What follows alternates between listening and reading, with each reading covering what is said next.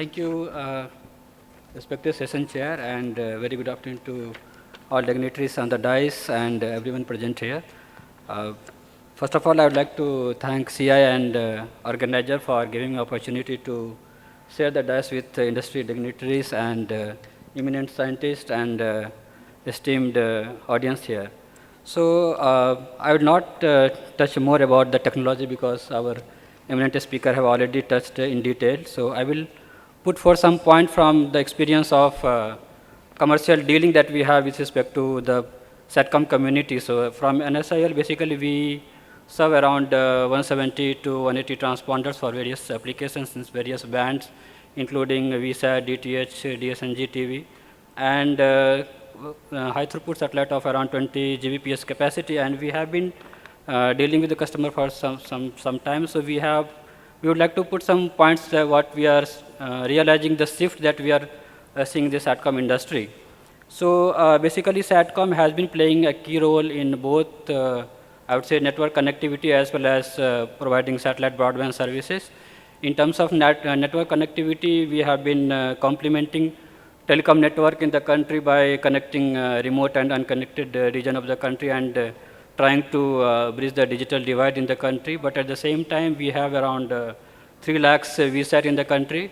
But as has been pointed out by, I think, Chandraprakash sir, that is still we don't have access to more than 20% of the population. So there's a huge gap still remaining here. On broadcasting side, we boast of having, India is one of the largest, I think it is the largest DTH subscriber in the world with 67 million subscriber, paid subscriber, free subscribers are not included in this. But still we have penetration of TV household not more than 70%, so including medium through cable. So there's a huge possibility in terms of broadcasting services as well as huge possibility in terms of connectivity. So now coming to the trend that we are forcing here. Now with respect to dealing of network connectivity customers, we have been seeing that a majority of commercial VSAT operators who have been earlier using band path transponders, they are shifting from band path transponders to high throughput satellites primarily because of cost efficiency as well as a high bandwidth requirement for different applications. So if you go by a Euroconsult report, it says that global supply of HTS capacity is going to increase by 45% CAGR in next 5 years. That is a huge growth rate. And the total capacity globally will be somewhere around the 60 Tbps capacity in next 5 years. And that will be primarily dominated by this NGSO constellation and primarily by SpaceX, Starlinks, and OneWeb and all. New applications like consumer broadband and all will be more dominant here.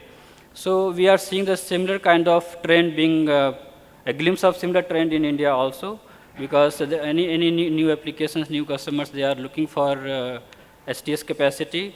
And currently we are operating around 20 Gbps capacity from GSAT 11, 19, and 29, and we are also operating foreign satellites, IP Star. And we have, considering the trend, we have a couple of STS satellite planned in the future, including GSAT 20. And we are sure that this will give a lot of opportunity for NCL as well as all other satellite operators in the country to serve the customers. The next point we have seen is what we have experienced is basically with respect to flexible payloads and digital software-defined payloads. Because as NCL, we have a mandate for building satellites as well as providing services. So we have been seeing customers as well as vendors from SATCOM perspective. So we have been receiving requests from different corners, maybe from industries as well as from governmental bodies for developing satellite for communication services. And they all look for the technology like they should have kind of hybrid payload, including wide beam payloads as well as for broadband, so, and it should be software-defined payload so that such things can be very adjustable, very flexible based on the requirement.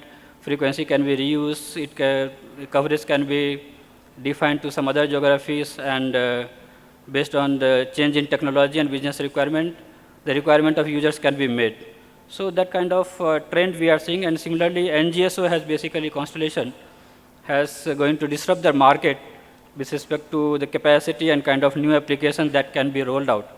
especially Starlinks with its aggressive launch campaign in last 1 or 2 years. They have increased the overall STS supply by 350%, so which is a huge capacity. So and definitely other players are also in the race, and similarly SES and OneWeb, they are also progressing well and in the process of launching their services soon. So overall, I think the Indian user community that they are going to benefit from cost efficiency as well as new applications in a lot more way. Similar to this, we see a lot of potential for satellite capacity in terms of 5G rolling out in the country as well as globally.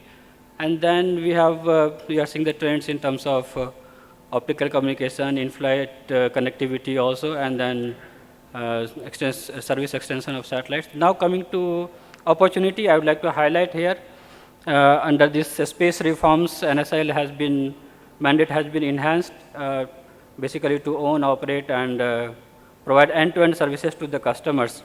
In this regard, recently Government of India has transferred 10 in-orbit satellites from Government of India to ANSIL. So with this, basically ANSIL will have complete authority and autonomy to not only do services, but in terms of pricing, contract management, and addressing their issues. So it will have a lot of empowerment. And in line with this, basically now commercialization of space is in focus, and everybody, all stakeholders, including ANSIL, is working towards this.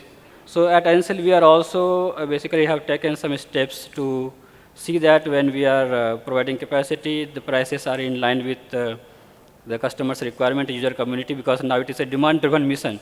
When we say it is demand-driven, basically it is demand comes from user. So user community has to be satisfied. So that is basically a big shift from supply-driven mode to demand-driven mode.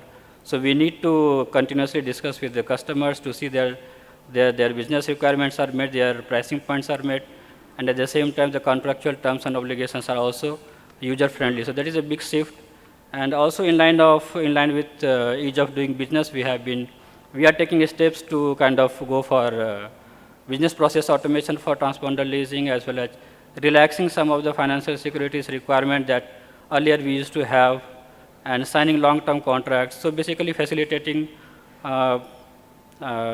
quicker and smooth operations with the customers.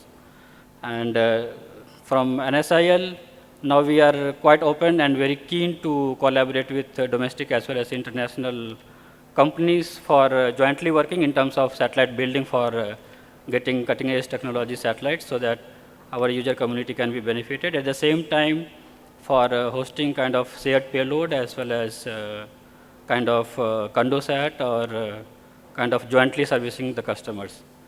So with this, I think we see that there's a lot of opportunity, because in nutshell, if you see with this India being a progressive economy, and we having with the host of space technology available in the country, and the space reforms, we see that there is a huge possibility, huge opportunity in terms of SATCOM connectivity.